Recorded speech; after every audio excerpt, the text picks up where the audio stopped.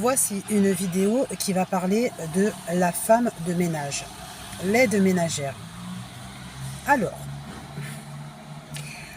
après avoir vu quelques reportages qui parlent effectivement des femmes de ménage qui sont exploitées, pas bien payées, peut-être pas considérées, qui pensent qu'elles sont au plus bas et qui ont un moral à zéro. C'est-à-dire qu'elles pensent rien de positif à leur sujet. D'accord ? Donc ça, ce sont les reportages. Et c'est vrai qu'il y a une généralité de femmes, malheureusement, qui sont dans cette situation. Comment retourner cette pensée ? Parce que moi, par exemple, je n'aurais jamais pensé être aide ménagère dans ma vie, mais en fait, je me suis retrouvée à le devenir. Et grâce aux clients, aux personnes qui accueillent dans les domiciles, en fait, et qui voient le travail fait, en fait, ils sont en général très contents. Donc ça veut dire que moi, ce qui a été mon argument de chemin, ça a été le résultat du travail, mais aussi le relationnel. C'est-à-dire que je considère avec un grand respect les personnes chez qui je rentre. Je comprends que je ne suis pas chez moi. Ça, c'est sûr et certain. Mais je me sens à l'aise à force presque de devenir associée, amie. Voilà, donc on n'est pas amis parce qu'on garde des liens professionnels.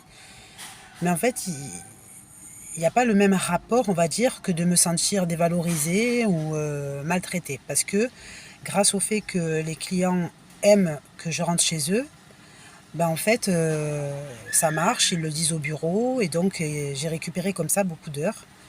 Et j'en suis très contente.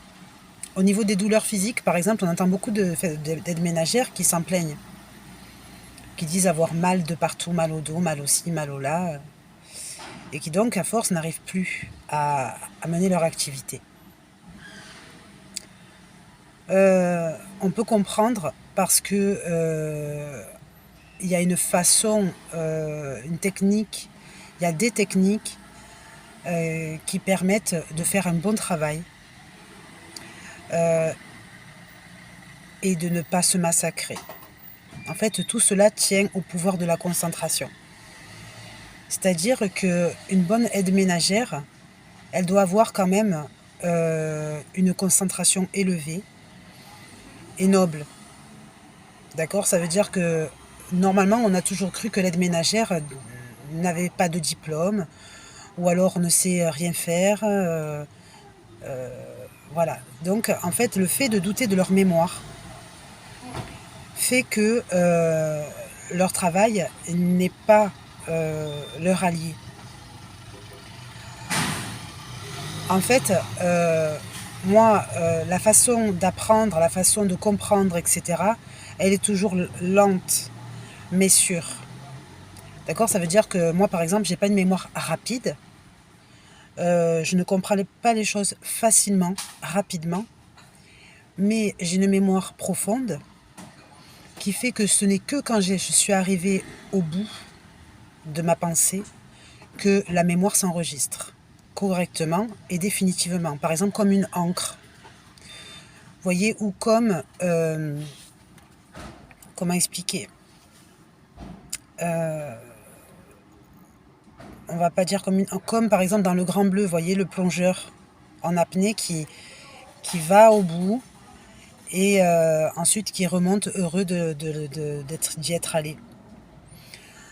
En fait, il faut comprendre que le ménage, c'est ça qu'on demande. C'est-à-dire que normalement, il y a le ménage de surface et il y a le ménage du fond.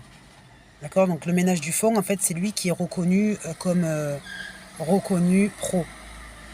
C'est ça qu'on demande quand on est pro. C'est comme par exemple, vous vous coiffez chez vous, vous faites un shampoing, etc. Mais vous allez chez la coiffeuse et là, vous voyez un autre résultat. C'est-à-dire que la coiffeuse, elle va masser le cuir chevelu, elle va rediscipliner le cheveu, le rendre brillant, etc., etc. Et donc, le résultat, il est différent. D'accord ? Il y a l'odeur qui joue, il y a l'accueil, etc., etc. Moi, en fait, je n'ai jamais dissocié un métier d'un autre. Je dis que les fonctions sont différentes, les formations sont différentes, mais la qualité doit être profonde. D'accord? Et donc, à ce niveau-là, ce qu'on appelle le professionnalisme. Si par exemple un professionnel se plaint de son travail, mais insiste parce qu'il croit qu'il n'y a que ça dans sa vie qu'il peut faire, ça veut dire qu'il est mentalement malade de son métier. D'accord? Donc, ce qui fait qu'il ne peut pas tenir longtemps. Si par contre, il réussit à percer au bout, c'est-à-dire à comprendre qui les accueille, à comprendre comment est la maison et comment elle se situe, à comprendre la vie de la personne qui les accueille aussi, mais aussi à comprendre eh bien, quelle matière doit être travaillée, alors la femme de ménage n'est plus une femme de ménage, mais est un artisan. Un artisan qui se permet de rétablir l'objet. D'accord? Ça peut être, il faut le voir comme ça. C'est-à-dire qu'en fait, un métier emporte beaucoup d'autres. Et si un métier emporte beaucoup d'autres néfastes, alors il est aussi en danger. Donc ça veut dire que on peut rencontrer, et bien travailler en équipe, c'est savoir combiner des stratégies ensemble, se comprendre ensemble et travailler d'un mouvement correct avec une mentalité de la grande morale et du respect. Ça, c'est vraiment primordial. Par exemple, ce n'est pas parce qu'on se croit sans respect qu'on manque de respect. C'est parce qu'on est respecté qu'on s'est respecté. Donc ça veut dire que dans tout métier, l'art d'être respecté fait l'art professionnel.